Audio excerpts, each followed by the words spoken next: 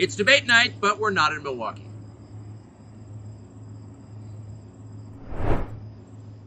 Mr. President, thanks for joining us. Thank you. Why aren't you at the Fox News debate tonight in Milwaukee? Well, a lot of people have been asking me that, and many people said you shouldn't do them, but you see the polls have come out, and I'm leading by 50 and 60 points. And, some of them are at 1 and 0 and 2. And I'm saying, do I sit there for an hour or 2 hours, whatever it's going to be, and get harassed by people that shouldn't even be running for president? Should I be doing that? And a network that isn't particularly friendly to me, frankly. They were backing Ron DeSanctimonious like crazy, and now they've given up on him. I mean, it's a lost cause. It reminded me very much of 2016. In 2016, I went through the same stuff and had to fight them all the way, and then they became very friendly after I won, or just about when I was winning. But I just felt it would be more appropriate not to do the debate. I don't think it's right to do it. If you're leading by 50, 60, I have one problem leading by 70 points, and I'm saying, why am I doing it? And I'm going to have 8 people, 10 people, whoever made the debate, I don't know how many it is, but I'm going to have all these people screaming at me, shouting questions at me, all of which I love answering, I love doing, but it doesn't make sense to do them. So I've taken a pass, as you probably noticed. Well, I did. I'm grateful that you did. It's interesting, though, because you spent a lot of your career in television. Yeah. You had a top show in television on NBC. But you don't feel the need now running for president to do television, obviously. Do you think television is declining?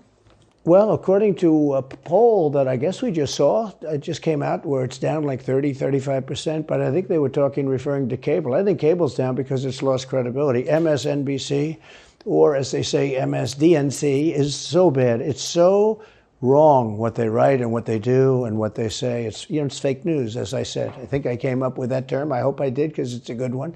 It's not tough enough anymore. It's corrupt news. Really what you do is call it corrupt news, but somehow that doesn't play as nicely. But it is corrupt news. So you have MSNBC and you have CNN, who's absolutely doing no ratings at all. I mean, they're dead. But they're doing none because they don't have credibility. They really don't have credibility. Fox is way down, as you know. And the good old days are long ago. I will say this, it could come back, but they just don't have a lot of credibility, Tucker. You know that perhaps better than anybody.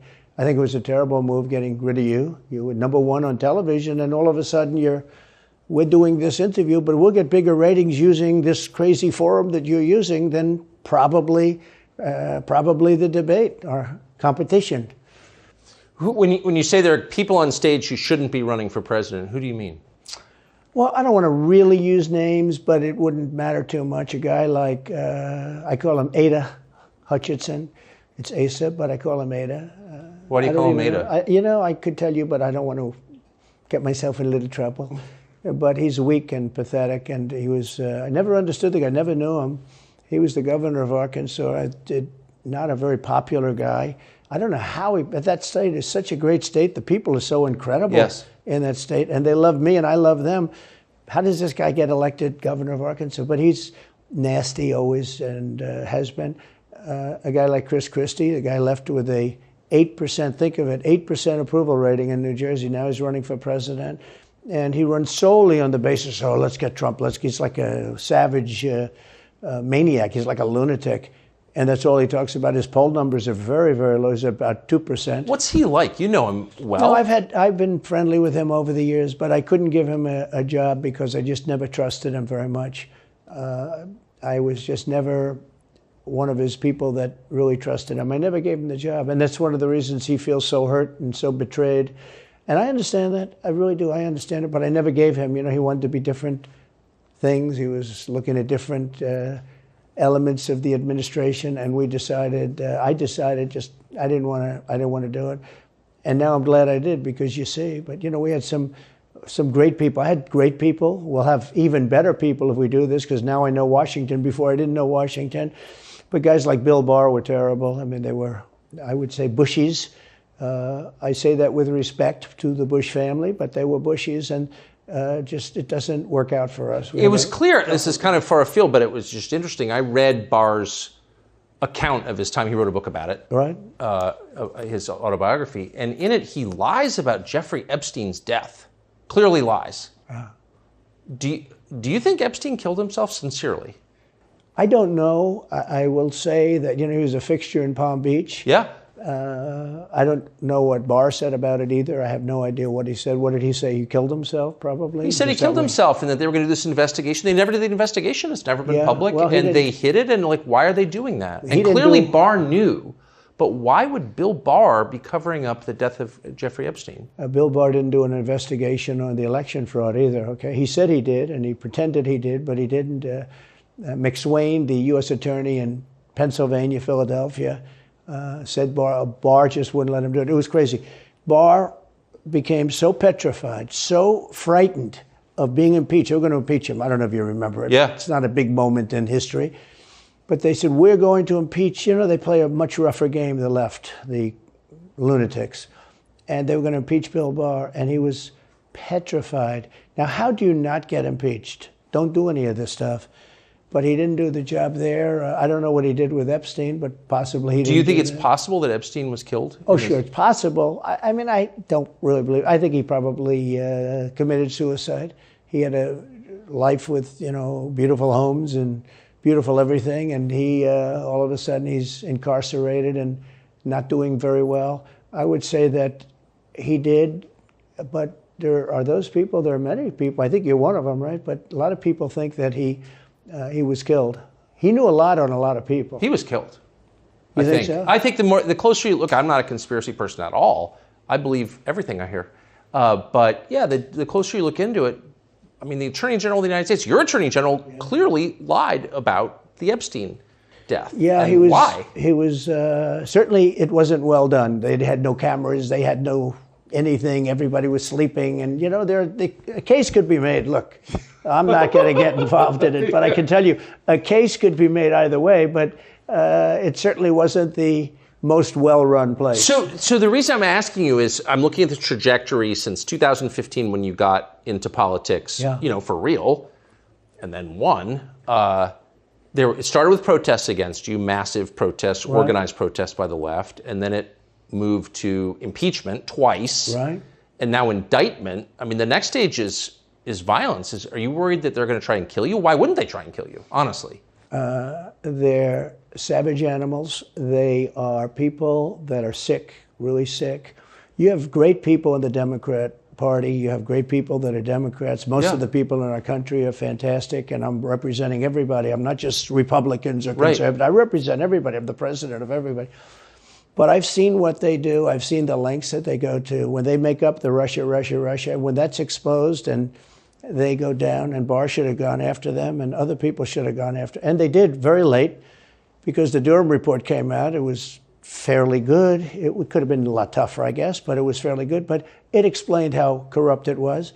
I'll tell you who did a great job was the Inspector General Horowitz. He did a phenomenal report. You didn't have to go to Durham. He did it on Comey and on, I guess, McCabe and some others, and it was a vicious, it was basically a true report, how bad they are. But these people are sick people. These are people that I think they hate our country. You want to know the truth. When you see open borders, when you see these policies that they have, and so many other things, it's so sad to see.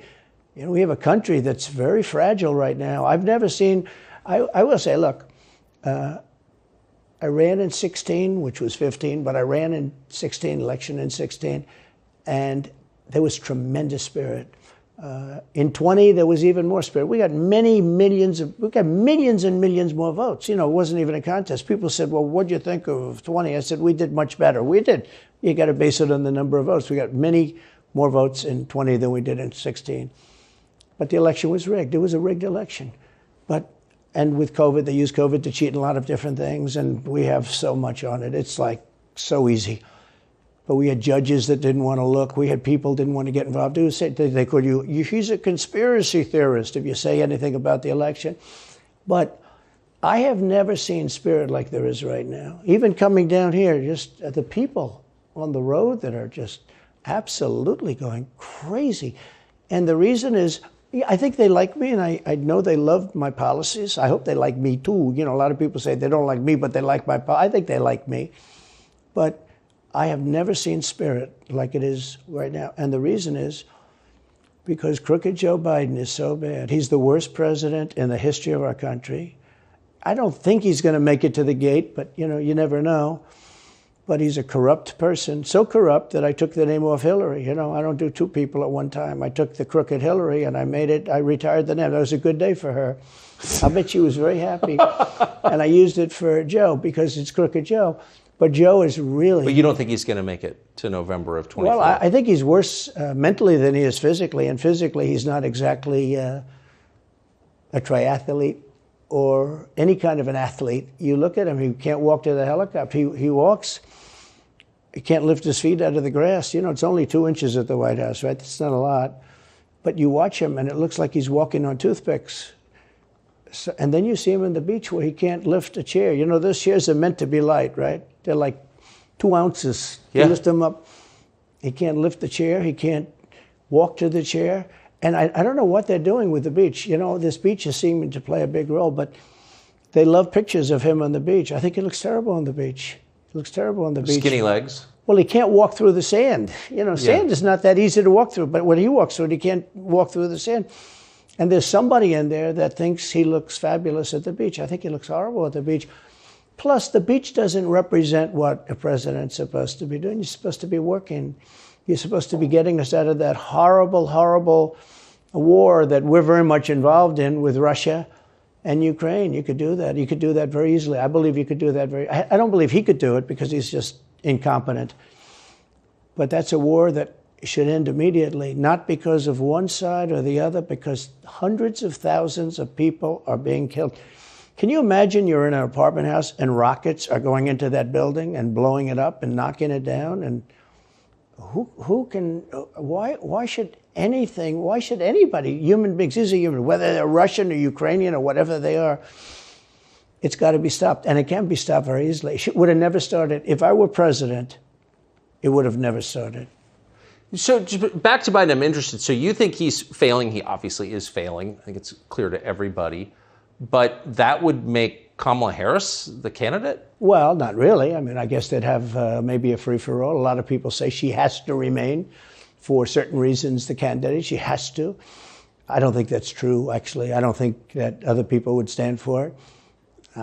She has some bad moments. Her moments are almost as bad as his. I think his are worse, actually. Yeah. But she seems pretty senile, too. She speaks in rhyme. It's weird. It's weird. But she has bad moments. And in rhyme? What do you... Well, the way she talks, the bus will go here and then the bus will go there because that's what buses do. And it's weird. The whole thing is weird. This is not a president of the United States future. And I think they probably have some kind of a primary and other people will get involved. Newsom, right? Could be. I always got along well with him, believe it or not. But could be him, could be somebody else. He's got a big load on his shoulders because you look at California, what's happened. But I don't know if the American people really, the people that vote for him, I don't even know if they care. You look at so many of the things that are going on, and people don't seem to be, in the old days, if you had a bad record, it meant a lot. Today, if you have a bad record, it doesn't really mean anything. He looks good, he's a nice looking guy, speaks well. But Biden, every time you watch him talking, it's like he's walking on eggs. You're waiting for him to collapse. And he almost always does. And I got to know the leaders of all of the countries, essentially, but the big ones.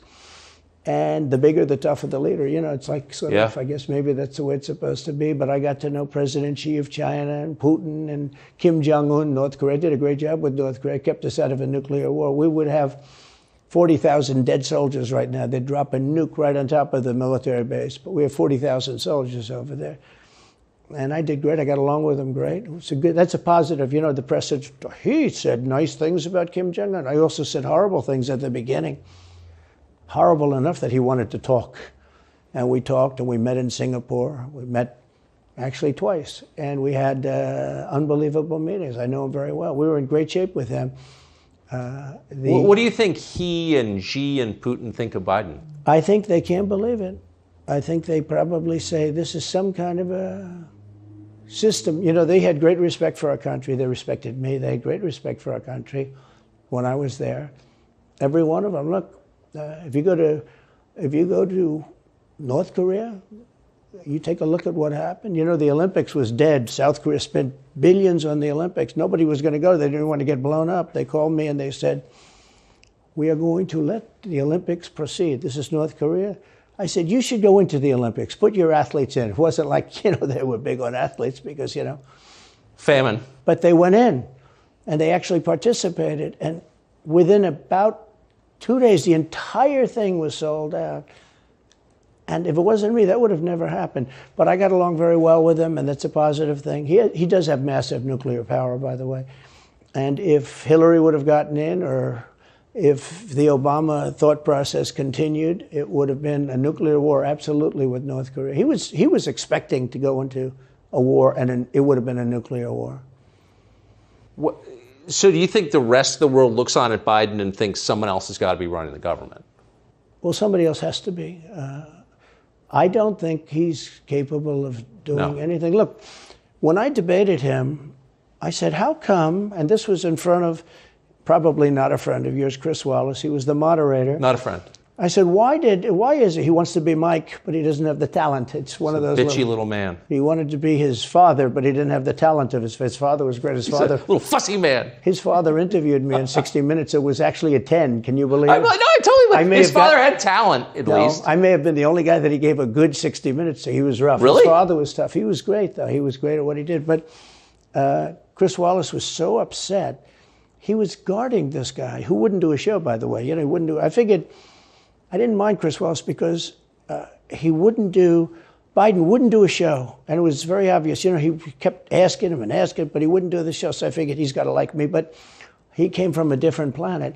But remember when I asked the question, why is it that the mayor of Moscow's wife is allowed to give you $3.5 million?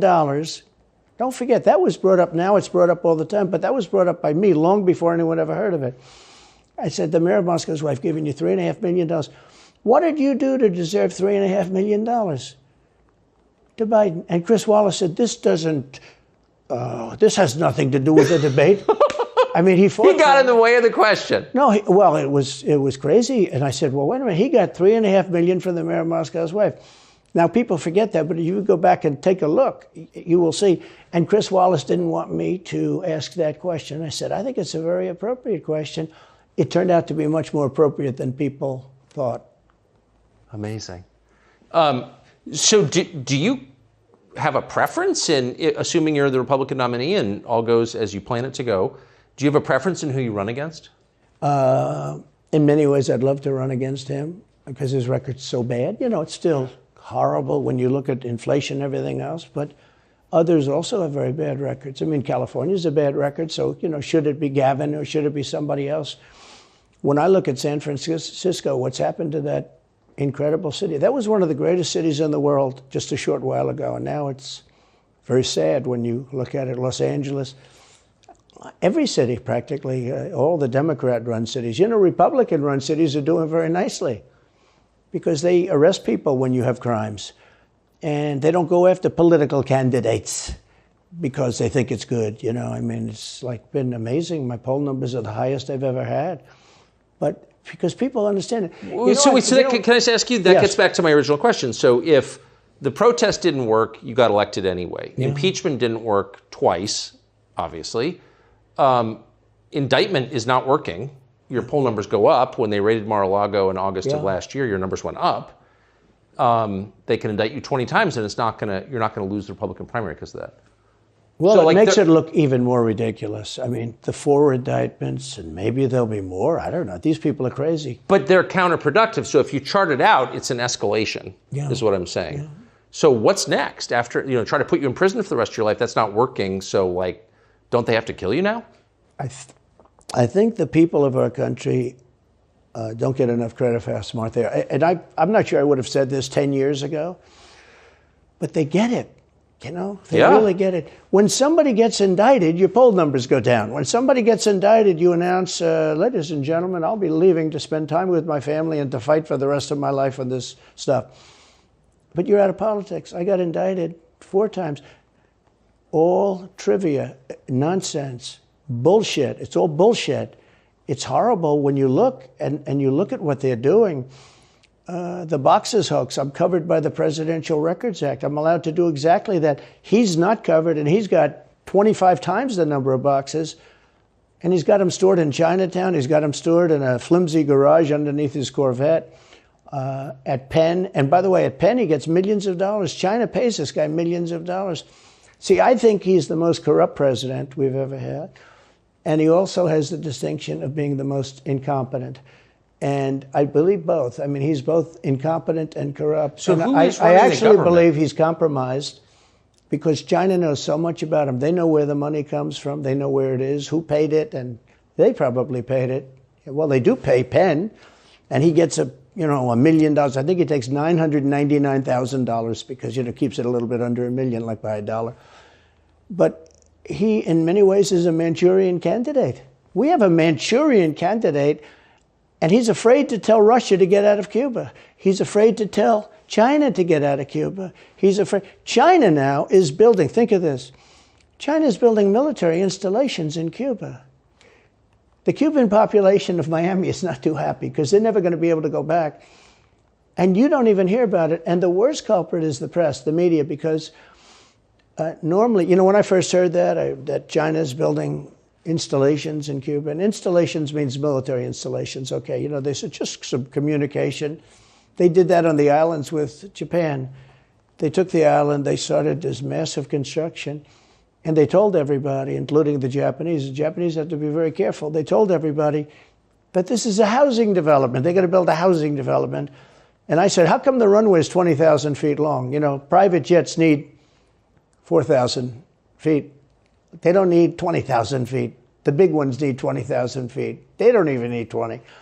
And I looked at the runway. I said, that's the largest runway ever built, both in width and length, for housing development. There's nobody that has a plane that big that you would have a runway that's Why is for China testing. allowed to conduct imperialism in our hemisphere? Well, yeah, and it's far beyond Cuba. It's all over South America. Yeah, in the Caribbean. So we built a thing called the Panama Canal. We lost 35,000 people to the mosquito, malaria. Yeah. We lost 35,000 people building. We lost 35,000 people because of the mosquito.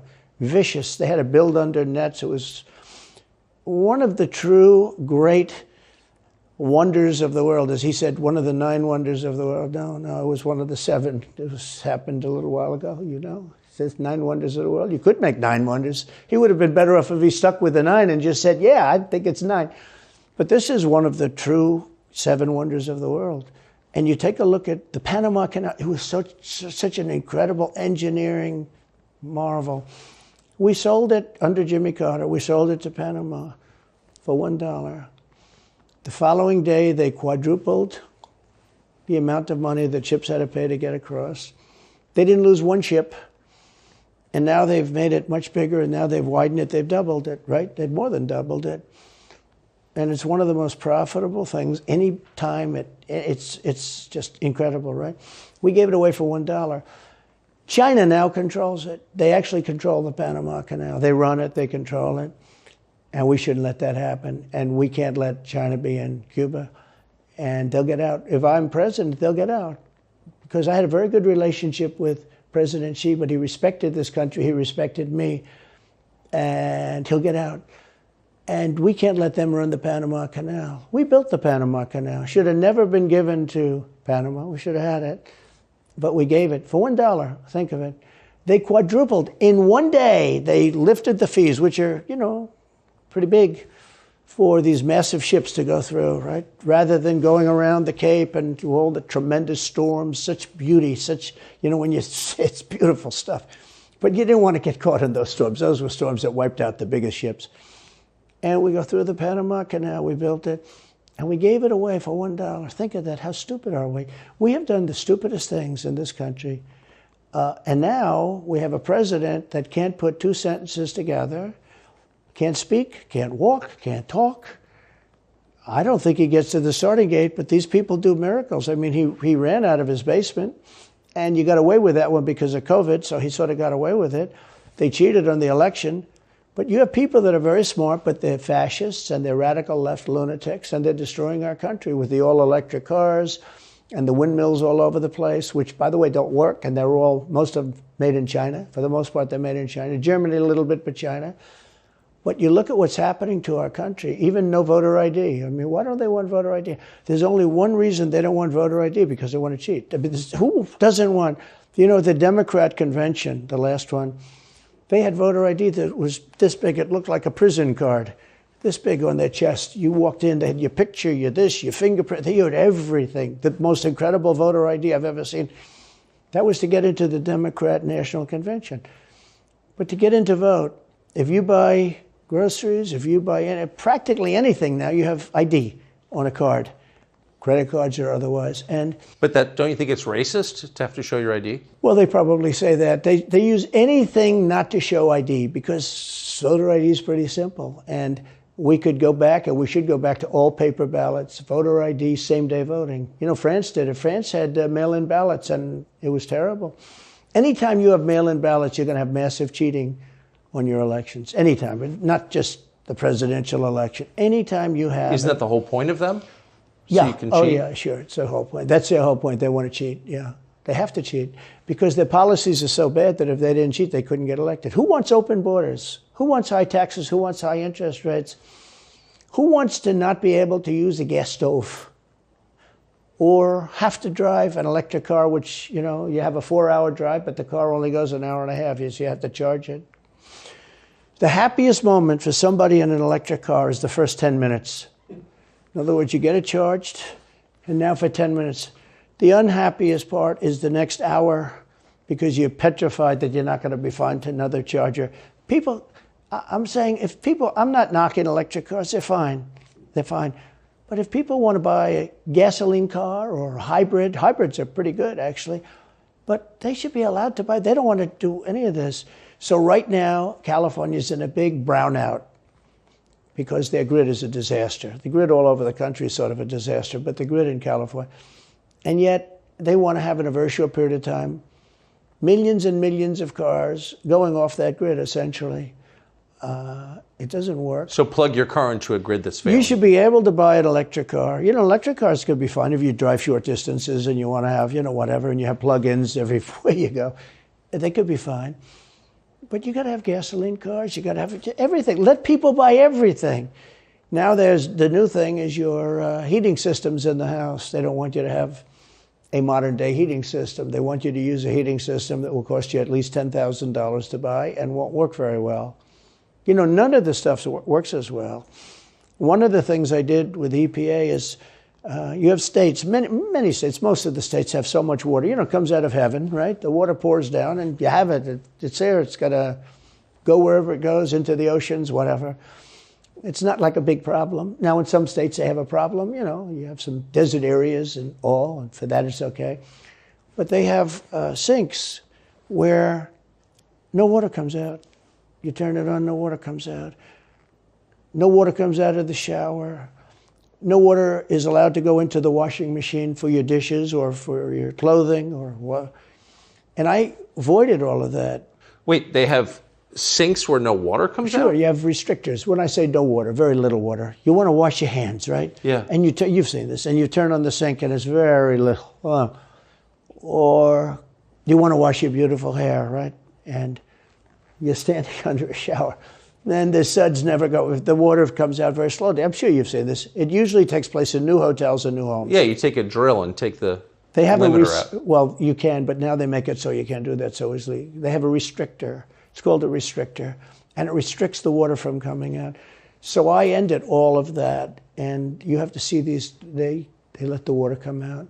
You know what people do? They wash their hands like 5 times longer, or in the washing machine, they'll press for their.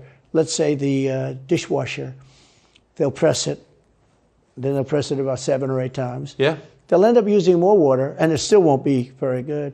I met with the head of Whirlpool. They were practically going out of business during my administration, and they said to me, from Ohio, incredible, great state, I love Ohio, and they were really doing badly because people were dumping washing machines all over, mostly from South Korea, but also from China. And he was explaining it's just a terrible situation. I said, let me ask you, how's the quality? He says, we're better, but they are good enough quality. But, of course he's going to say that. But, they are better. He said, but they don't allow us. They're dumping these machines. They're cutting us in half. They're killing us. And on top of it, the government won't let us use water in our machines. I mean, he shows me like a quarter of a bottle of water.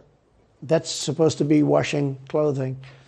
And I freed it all up, and I put tariffs on these countries that were selling and the machines coming into the country. And that company went from all the washing machine companies, they make washing machines, they make dryers, they make all of the different machines that do this kind of work, including dishwashers. And they went from a disaster area to being just thriving. But can I ask, they love me in that part of Ohio. Well, I bet they do, but why should EPA, no one at EPA was elected by anybody, why do they have the power to decide how much water your washing machine uses? Shouldn't Congress in a democracy get to vote on that? Yeah, you could say that. They do things that are not very... So how do you, that's my question, how do you, if you get elected again, go back to Washington, how do you keep the agencies under control? How do you keep FBI and CIA specifically under control? The way you do it, like I fired Comey, that was a big deal. A lot of people said, and I fired him very early. Somebody said, oh, I wish you would have fired him. There was a real question about firing him. Anyway, you understand, because, when they have a 10-year term, there is a question. I fired Comey. That was a great thing. If I didn't fire Comey, maybe I wouldn't be talking to you, or I'd be talking to you about real estate or something else other than politics, right? That was a coup, in my opinion. That was a very sick deal. That was the insurance policy. You remember the insurance policy? Oh, she's going to win, darling. She's going to win. But just in case she doesn't, we have an insurance policy. An insurance policy was what they were doing. And we caught them with that. That was a very important tweet or whatever it was, text. It was a big deal. That was a big deal. The insurance policy.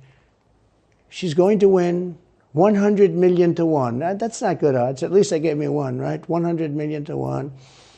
But just in case she doesn't win, we have an insurance policy. And everybody said, that's strange. That's strange. But we caught all of that because I fired Comey. Because when I fired Comey, it was like throwing a rock into a hornet's nest, into a nest of bees, and the place went crazy. So when you were president, are you confident that you knew everything, say, CIA was doing around the world? No, I'm not. It's a very interesting group of people. I had very good relationships, I thought. But I was a little surprised when I got out that, things go on. Look, it's... What were you surprised by? I was surprised. I think it's some of the people. I was surprised that there was... I had a group of people. Look, we killed many, using the CIA, I have to say this, very bad actors. We were very good at it.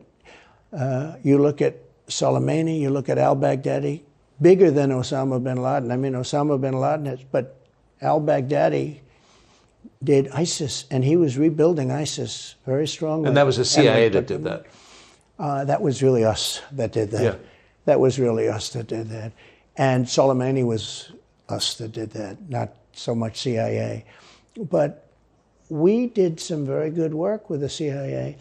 What I started, when I looked at the 51 intelligence agents saying that was the laptop from hell was Russia disinformation, when I took a look at that, I said, that's a horrible thing. They knew it wasn't. They knew it was not. And by the way, you're talking about cheating on the election? McLaughlin and Fabrizio, great pollsters, they said a thing like that plus other things meant anywhere from 10 to 17% of the vote would change. Whatever happened to Mike Pence? You've always been nice to Pence. I've never heard you criticize Pence. You've defended him in public many, many times. He's out there attacking you. What is that? So Mike wants to run for president. You got to understand, in my opinion, Mike Pence had the absolute right to send the votes back to the legislatures. The Democrats and everybody said, you don't have the right. In other words, what I said, is he a human conveyor belt? You mean if he finds fraud in Pennsylvania, in Georgia, in any of these states, Arizona, he has to send them to Mitch McConnell, right? That's right, sir. Well, if he finds fraud, he has to? Yes, sir. I said, so he's a conveyor belt. Boom, put him in. I said, I don't agree with that. And we had some lawyers, not all, we had some lawyers that said, no, you do have the right to send them back to the legislatures to be rechecked. Because if you looked at what went on in Wisconsin, who, by the way, now agree with me, Wisconsin has been virtually, other than the fact they're not allowed to do anything statutorily. But Wisconsin has been, I mean, what they found is incredible. I mean, we won Wisconsin. But Mike Pence had the right, in my opinion, to send him back. Do you ever talk to him now? No, I haven't spoken to him in a long time. I was very disappointed in him. I didn't want to do what Thomas Jefferson did. Thomas Jefferson, it was Georgia. And it was, hear ye, hear ye, the great state of Georgia is not capable or allowed to tabulate their votes. And Thomas Jefferson, who was the vice president, said, is Georgia sure that they cannot tabulate their votes? Georgia is sure. He didn't send it back and have them redo it. He said, we will keep the votes of the great state of Georgia for Thomas Jefferson and his president. I didn't ask him for that. Could have done that too, but I didn't. I thought that would be turmoil. I asked him to send him back to his legislature, to the legislatures, you know, in Wisconsin, let's say. But why didn't he? I mean, you'd worked together for 4 years. You're the president. He's VP. You say you're aligned on everything. I think he got very bad advice. I really do. Now, let me tell you what happened. I sat there with a few people. I think his lawyer was in the room too. His lawyer was very much against it. There were other lawyers that felt you could do it. It was one of those things. I think you could have done it. I think you can always do something if you see fraud or if you see problems. But it's very interesting. So after the election was over, the rhinos got together with the Democrats and they redid the election, so you couldn't do it anymore. So then I called the people. I said, so in other words, you're saying I was right. You could do it. Yes, you could do it. In other words, they took the Voting Act and they redid it so the vice president no longer has the power to do what I said he could do. So when that happened, I said, wow. And you know, you'd look some of these Democrats in the eye and they'd say, he has absolutely no right to do it. And immediately after the election, they met rhinos, could name them all, and Democrats, and they approved legislation that takes away the right of the vice president to do it. So I said, so you're saying I was right. The vice president did have the right to do it, and they said, yes, he did. So if you're saying they stole it from you last time, why wouldn't they do the same this time? Oh, well, they'll try. They're going to be trying, yeah. And not only me, you know. Look, DeSantis is out. I think he's gone. So he was at a level. People have figured him out. He's gone. But if somebody else got in, other than me, they'll go at him just as viciously as they did me. These people are sick. They will go after them. And a lot of people say they won't be able to hold up. I do get credit for holding up quite well, I must tell you. I think it's... How do you do that? How do you get indicted, you know, every week and stay cheerful? I think it's a lot easier because I'm so high in the polls, because it means the people get it. The people see it's a fraud. The people see it, like this horrible district attorney from just a little while ago, from essentially Atlanta, that's Fulton County. She said, basically, I don't have any right to challenge an election. Well, what about Stacey Abrams? What about Hillary Clinton? What about all of these Democrats that are still challenging my election? The same people that are saying he's challenging an election challenged my election. And they did it with slates. They did it with all sorts of things. They were very bad about it. But basically, they're suing me, and they're saying, you don't have any right to challenge it. If you challenge an election, we're going to indict you and put you in jail.